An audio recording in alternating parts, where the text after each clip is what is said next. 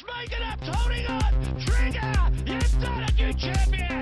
Speak it up, wins, goes to the lead. John's going to take out the Dudley Justice, and that's Mr. Ali. It could be, he's fighting back. Oh, look at him. Speak it up, does it. Thanks for joining us on Mobile Rolling this week. Boy, big week of harness racing coming up. SA Cup, Derby, Kindergarten Stakes, yearling sales on the Sunday. Got a couple of great guests. Greg Norman's in the studio today to talk about the dynasty of the Normans. We've got Paul Cavallaro, who had a 5-year hiatus and back with one of the superstars of South Australian harness racing. We've got Vet Talk with Toby Ryan and Liz Barbaro. And after the break, Jacques will be here to go through everything for the program.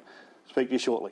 Our first guest tonight, Paul Cavallaro, needs no introduction really. He's known as the lucky husband of Lisa, the father of star Nord footballer Michael, and a beautiful daughter, and driven a couple of winnings yourself, Cav, along the way. So welcome, mate. Thank you very much for having me. Mate, we'll get started straight away with Culture King.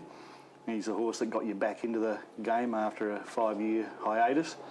And I reckon that decision was made. You're only coming back if you get a horse that was good enough to have some fun with and get some new owners in, and he's done pretty well for you so far. Yeah, well, that's pretty right, Rocky. Like I said, I had probably a 5-year break. It was really through my wife. She wanted to get back into it. She loves the horses, and she sort of said to me, "Oh, we've got to go and get one. We got to get one." And I said, "Oh, yeah, we will one day." But anyway, I went to Wayville and ran into a couple of people there, and yeah, they sort of said, "Look, if you get one, we'd love to go in with you." So it sort of all stemmed from Wayville, to be honest, and Lisa. Yep.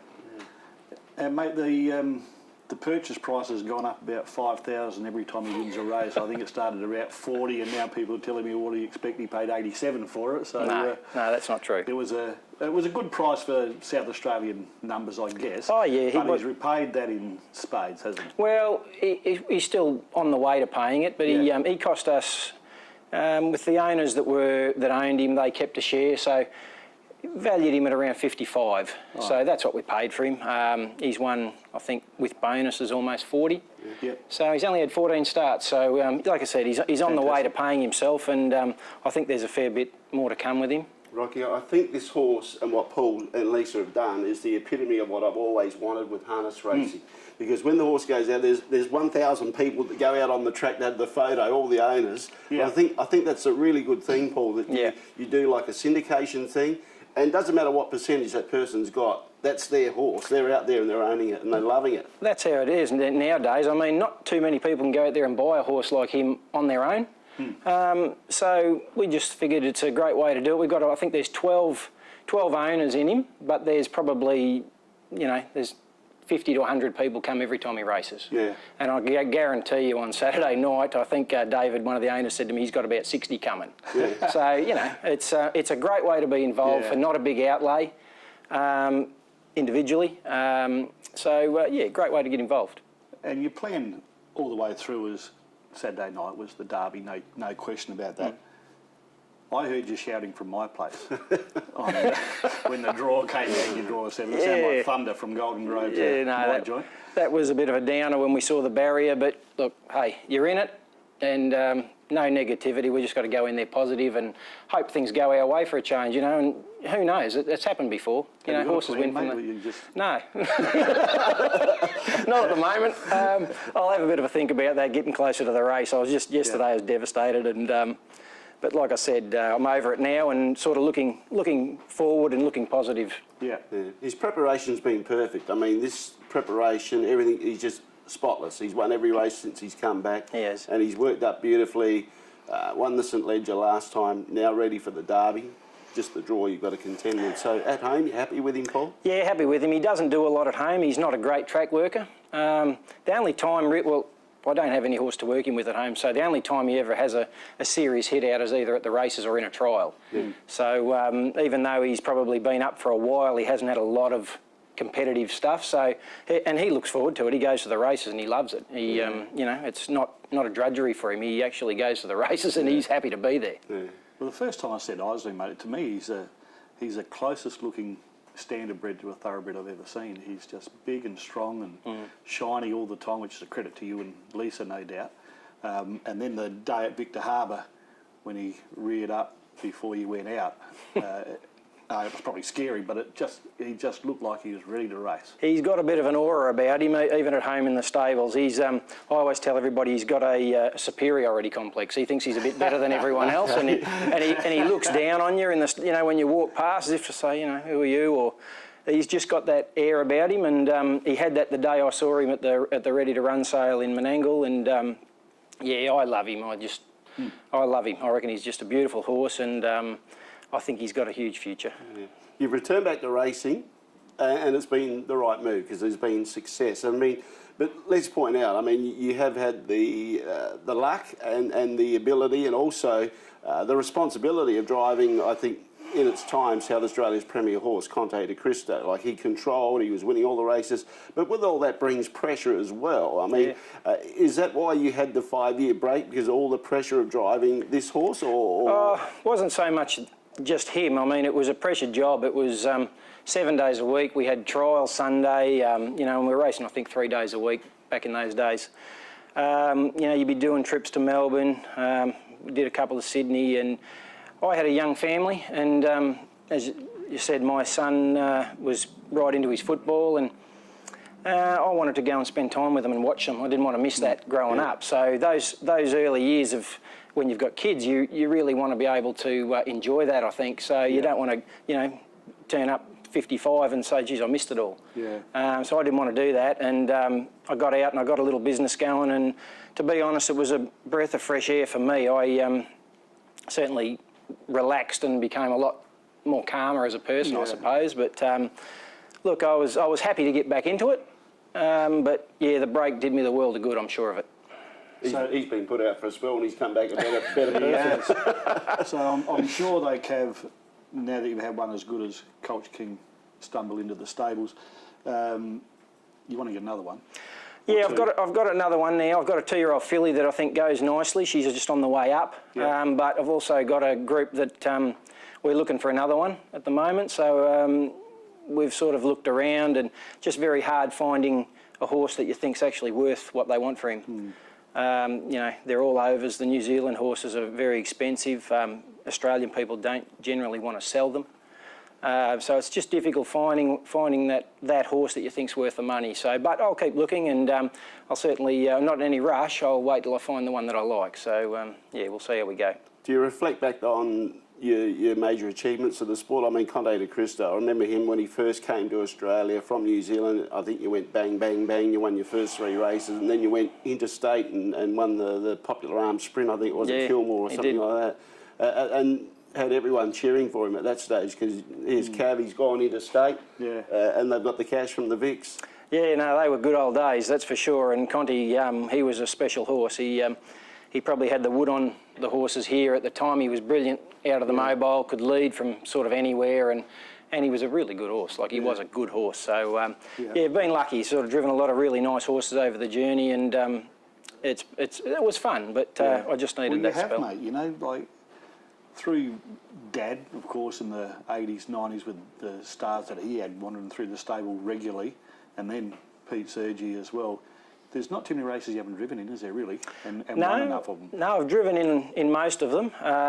Driven in Inter Dominions, Trotters Inter Dominions, Breeders' Crowns. I think we ran second with Duomo, got beat a nose in one of the early Breeders' Crowns at Bendigo. Tarbox the same. I think he ran second or third. Yeah, I've never been short. I've been really lucky. I've always had a good horse to drive. Yeah. And again, sort of coming back into it now, I wouldn't have done it unless I thought I had another one. This horse I've got at the moment, I think it's hard to say at the moment. I think he's right up there with some of the good ones that I've had. He does remind me a little bit of a horse we had called Bonamax. Oh, yeah. Not a great track worker, but goes to the races and just keeps rising every time you ask him. And this guy's doing the same at the moment. But time will tell how far we go. But yeah, we're enjoying the ride. Good on you, mate. Thanks for joining us, Cav. It's been, we want you back, of course, because you and I have known each other for a long time, and there's just 30 years of stories that we can go through, not all of them racing stories. Not too many we could say on here, Rocky. So, And really good luck on Saturday night. We'll be in the botcher room, so if you do win, of course, we'll be stumbling down. And, I'll be coming up. And being in the photo with you, mate, as part owners for 5 Yeah, minutes. for sure. But great to have you on, and really good luck on Saturday night. I mate. appreciate that. Thank you very much, guys. Thanks. And we'll be back with our next guest after the break. Just Wrecking Toyota, South Terrace Wingfield, for all your recycled and reconditioned parts. Our huge range covers almost every model in the vast Toyota stable. Proudly South Australian with over 25 years in the automotive recycling industry. So, if you want to save some serious money on anything Toyota, call us on 8359 4499 for fast and friendly service. The Norman name is a very famous name in harness racing in South Australia, and our very special guest to join us here today is Greg Norman. Greg, welcome to the show. Welcome to Mobile Rolling. Thanks for having me. Now, let's talk about, I've got to say, on the weekend I was with the Cormac family over at the Hunter Cup at Melton, and they spoke highly of you. What's the association with you and the Cormac family? Well, I work for them, they're my bosses, so I train their horses, and we've just known them for years. My dad worked with them at the Abattoirs, and that's how we got to meet, and just went from there. Okay, so you're happy with the association with the Cormac team? Yeah, it's good for them and good for me, I think, so yeah, no, pretty good. At that stage, you were retired, but you'd given the game away. I wasn't training, no, that's correct, living in Melbourne, and I'd come back home, I was working for Jim Amalfi in Melbourne, training for him, then I moved, he passed away unfortunately, and I moved back to Adelaide and was working at Globe Derby as a groundsman. Oh, okay. Yeah. You've also tinkered with starting races. Were you on the stewards panel? No, I was never a steward. Never a steward. I've been a starter. Yeah, done that. Yeah, that was a good experience. So a jack of all trades. We'll do whatever needs to be done to help out, and they were short of people at the time, and good people to start. Rodney retired, and he's back now. So yeah. I remember, obviously you're here as a youngster in South Australia, you shifted to Victoria, you spoke about Jim Amalfi, and you ended up coming back to South Australia with one of Jim's horses, Toby Ryan, who was a magnificent horse, and you had great success with that horse with Jim Amalfi. Yeah, no, he's a very nice horse. Yeah, lovely family, the Amalfis, and got the job through Mr. Auber, got me the job, Robbie Auber, who I know, and got me the job there, and spent some lovely years working for them, and unfortunately, like I said, he passed away, and the boys sold the farm and that, so that was a great experience, and he was a very good horse, the Toby. Yeah. Had a couple of nice horses. We've got a few country cups with him. I think the Terrain and the Maryborough Cup over there. And when you come here to South Australia, Hoka Nevada was dominating the fast class, but then Toby Ryan stepped in and started having their jewels that they had in Victoria. Yeah, they had some jewels in Victoria, and I think Toby Ryan's had the best of him over the career if you go through it, and he started coming in, won a Gawler Cup and that, and went very good. And it was good. How many did you have him work when you were over in Melbourne? I went out a small team. We had about 10 at the most, and had some. We did brood mares as well, bred them and folded them down and broke them in and did the whole lot, and just looked after the farm. And that was out at Avenel as well. That's correct. Don Dove's old property it was. Oh, was it? Okay. Yeah, it's Don Dove's old farm that he'd purchased, and now a galloping place at the moment. They've got gallopers there that they fold down. So. Okay. Now, we want to talk about the South Australia Cup because a big question mark, Zadaka, first start for you. Look, what we've seen is Sicario, who's our favourite from position 1. They say that he was exported to Australia on the 24th of January. It says that Zadaka also was exported on the 24th of January. Does that sound about right? I think they're on the same plane, actually. They were they? I think so, yeah. Okay, so now they're up against each other in competition in the SA Cup. So how's Zadaka done since coming to South Australia? Oh, he's done very well. We're happy with him. He had a nice trial the other week, and he'll run a good race. Okay. What's for the future for him? Oh, well, just the boys purchased him. He's still an MO, so he's a nice MO horse. So, and I think he'll go good in that race Saturday. So he should go right in an MO race. He's got a few wins in him, and maybe some country cups, all the cups coming up. Well, he's got good standing start form in New Zealand as well, mate. So he's unruly in the stand, so he can miss the start. But he's had a lot of stands, as the New Zealanders do with some of their horses. But he's got gate speed as well, so he goes out the Mobile okay. So maybe the Gawler Cup, Mildura Cup? Yeah, well, that's sort of the thinking of the boys, I think. That's why they bought him, to take to those races. Well, you won a Gawler Cup before, so that's easy to do. Easy. We won a couple, actually. Mythical Beast won one, and Toby Ryan won one, so... Yeah. We just had the Capunda Cup. Mythical Beast, I think, won two Capunda Cups. Two Capunda Cups, yeah. One with Jock Dunlop on and one with David Thorne, when Jock bailed on us to drive someone else's horse. Did he really? Did he really? David obviously is the operations manager of Harness Racing SA. correct, yeah. So he must have been a really good horse for David to win on that one. David was a pretty good driver. He was a good driver. he was. He was a good driver. But mate, you're busy on Saturday night, which is good Yeah. for one of our own to be front and centre in quite a few races. CC in America in the Derby, how's he going first up? I'm seeing as First well. up, a bit tough. That's a pretty tough race, and probably just making up the numbers, but it'd be a good experience for him. Yep. Then you've got the kindergarten stakes. You've got 2 in there. Yeah, got a couple of fillies in there. Belladonna Girl, she's a chance. She just needs the right run, and she's been in front the other week and took a bit of pressure from Dale's horse, who goes pretty good. But if she sits in behind and the pressure's on, she'll be there at the finish. Which is out of he's watching, and I think he's got a future as a sire as well. Yeah, he's got a few at the races, but I don't think he's left the winner yet. But there's 3 or 4 running around that go okay. That go okay. So, That's right. And then you've got the Cup, of course, with Sadaka.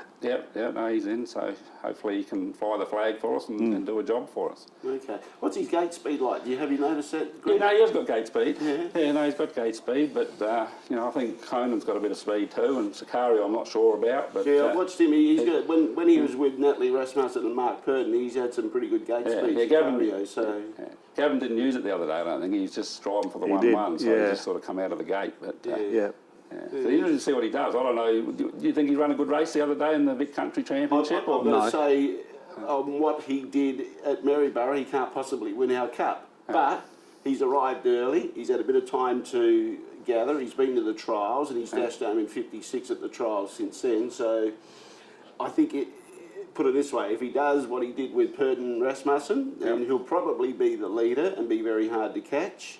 But he needs to improve on what he did first up, if you ask in my opinion. It's hard to come from New Zealand to the Australian heat first up, and I think it does knock him a bit. It takes a bit of getting used to, so you'll probably see some improvement because Brentley's a pretty good trainer. Yeah, he is. Yeah, like I said, I went to the Hunter Cup, and one horse I want to talk about is Adam Cartwright, because I thought his run in the Hunter Cup in 2017 was sensational. Like his 4th in that particular race. I think one of his better performances, like he finished alongside Lemmy the Shark, he beat Ames Smolder, so he's been a good horse for you that's really gone under the radar, I think, Adam Cartwright. Adam Cartwright's a very good horse, and he was, a lovely horse, and lucky to get a run in that. He was first emergency in the Hunter Cup, and only got a run at the last minute, and like you say, he ran past Smolder up the straight and run 4th, and I think he picked up 25,000 for 4th, so, it's better than winning any race at SA nearly. So paid for the trip. The boys were very happy that night. It was like winning a race, to race against the top echelon of horses and hold your own and run a good race. It was, a very proud moment. Yeah, well, he was a good-looking horse as well, and he just held that form for probably 18 months, 2 years. He was at the top of his game, wasn't he? Yeah, he was a lovely horse. He had a lot of problems. When he comes to me, he had pins in his knees and he'd had all sorts of operations, and so it was hard work to keep him sound, and in the end we lost him, but as far as soundness goes, he's still a nice pet. Adam's got him down at the farm. He's got a home for life. Right. So, but he's just a hard horse to keep, he's fit and healthy, but when he was fit and healthy, he was a very nice horse. How many you got working now with the Cormac team? We've got about 15 in work at the moment. Okay. Mostly young ones. Yep. And that's a reason behind it, not just the stake money, of course, but you like dealing with the young ones? The boys, they buy some yearlings and breed some foals, and so, we bring them up and break them in and get them going, and then they buy some horse, like they bought Sadaka as a going concern, and they do a bit of everything, and just give us some to race and some to play with as babies. Yep. And where are we at, mate, with Globe Derby, harness racing in South Australia? What's your views? Got to be diplomatic here, but they're struggling a bit. The club's struggling a bit, and I don't know. I don't know what the answers are. There's no easy answers, is there? But it's a very hard game, and there's not a lot of money in it. And but I do personally think things could be run better, but it is what it is. So we're only a player in the game, aren't we? So very important part. Yeah. Yeah, well, you need the owners, you need the trainers, you need the drivers. Without that, there's no game, is there? But, Greg, thanks for your time on Mobile Rolling. We'll see you there Saturday night for the SA Cup. Let's hope Zadaka does really well. Let's hope the team goes well. Let's hope you keep training a few more winners. Thank you very much. Good luck with them all, mate. Good on you. There we go. There's Greg Norman. And look, we'll have a break and then we'll come back with Toby Ryan and Liz Barbaro with Vet Talk. Etches. With over 30 years combined experience, we endeavour to make your presentation the best it can be. We specialise in all things corporate, from your company's major awards through to your club's trophy needs, as well as sports uniforms and equipment. Our giftware range is second to none, which you can view on eBay. All you do is just type in Etches. Etches is proud to be your one-stop shop, making everything a whole lot easier for you. Etches, proudly supporting harness racing in South Australia. Please come and see us at 142 Port Road, Hindmarsh. Welcome back to Mobile Rolling. Here we are again with Toby Ryan with Vet Talk. How are you today? Hi, Liz. Going well, thanks. Now, a topic I'd really love to touch base on is bleeding within the horses, within the sport. So there's a lot of, we have a lot of people who go, the horse bled during a race. What does that mean? Okay, yeah, no worries, Liz. There is horses that bleed in races, and that's a part of high exercise exertion in the athletic horse. But we can help it, we can manage it, and help the horse reduce it. It's difficult to eliminate it as a problem. Studies have shown that upwards of 80% of horses are having some low-grade capillary rupture in their airways, and a little bit of bleeding in their airways with exertion. So it's not something where there's been too much exertion put on the animal or anything like that. It's just the individual animal needs some more support with its health in some aspects. And we can help them. It's part and parcel of racing, but we need to be more aware of it so that we can help it for the welfare of the animal and the ongoing racing career of that animal. We find that we can within the rules of racing, there's medications that we can train horses on so that the bleeding's occurring less during training, and therefore it will occur less in racing if it's not occurring so frequently in training. Training time. But then what happens then, because then you've got drugs in sport? What happens with these drugs? Are they okay for the animals to be being put on to support them, or are they banned substances generally? There's a little bit of both, and there are some medications that are therapeutic in the sense they help the animal. There's no negative side effects, but they will still have a withdrawal time for racing, so a prohibited time in which we can't use them. But nonetheless, in discussion with your vet, you can use them at time frames that are allowable within the rules of racing to enable reduction in bleeding in training, because it's a vicious cycle. The more they bleed in training, the more chance we get of low-grade airway infections, and then possible worse lung infections, even to the extent of pneumonia. If we can use antibiotics and agents that help reduce the actual hemorrhage in training, we can get healthier lung fields that then bleed less when it comes time for race pressure. And is it something that this is actually common within the sport, or is it more just, a one in so many? It's happening a lot at a low-grade level. We don't often see horses bleed in racing to the extent of blood becoming exteriorised out of the nostrils. That doesn't happen that often. But it's often a cause of the reduction in performance of horses. We find that they won't race as well as trainers expected them to based on really good track work. The trainer can be positive about a race and then be disappointed, find out that, somewhere in the concluding stages of the race, the horse didn't run on and perform as they expected. So it's more of a performance limiting problem than a real health issue. Okay, well that's really quite interesting. Also, though, say if somebody's observing their horse in training, they were getting good time, good speeds, there were no issues, but then they did go out on the track and it was a very slow time, or they picked up something in their horse that wasn't quite right. How do they then progress on to going, well, let's see if bleeding is an issue? Yeah, no, look, there's an important tool called endoscopy, scoping, where we put an endoscope with a camera down into the horse's airways after exertion.